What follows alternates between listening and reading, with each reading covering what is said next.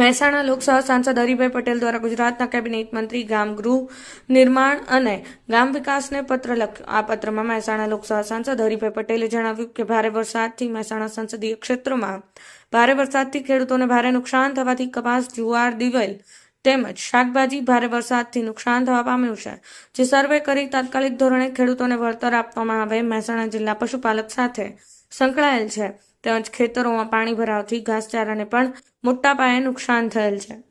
Kanaksinh Rajput, Patan news 24, Mehsana. સાહેબ, આજે જે વરસાદ ભારે આવવાના કારણે જે મુખ્યમંત્રીશ્રીને પત્ર લખ્યો છે, આપ બાબતે શું કહેશો?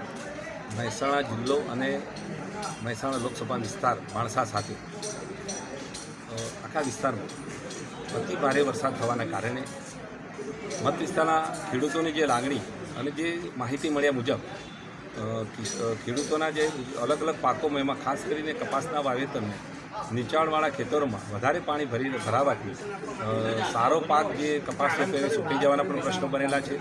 જુવાર જેવા પાકોને પણ નુકસાન થયું છે, પશુપાલનને પણ એમાં અસર થાય એવું છે અને અન્ય પાકોમાં પણ નુકસાન થયું છે। વધારે પાણી ભરાવાથી જ્યાં જ્યાં ખેડૂતોને જ્યાં પાકને નુકસાન થયું છે એ ખેડૂતોની વાત મેં એક પ્રતિનિધિ તરીકે, સંસદના પ્રતિનિધિ તરીકે સરકારશ્રીમાં પહોંચાડવા માટે પ્રયત્ન કર્યો છે અને જે અસરગ્રસ્તો થયા છે તમામ લોકોને વહેલી તકે સર્વે સરકાર દ્વારા થાય અને તંત્ર દ્વારા થાય એ દિશામાં મારી પણ વિનંતી છે અને જે ખેડૂતોને મળવાપાત્ર હોય નિયમ મુજબ એ વળતર મળે એ માટે આજે મેં મારી રજૂઆત કરી છે અને સરકારશ્રીમાં પણ અમે આ બાબતે રજૂઆત કરતા રહીશું।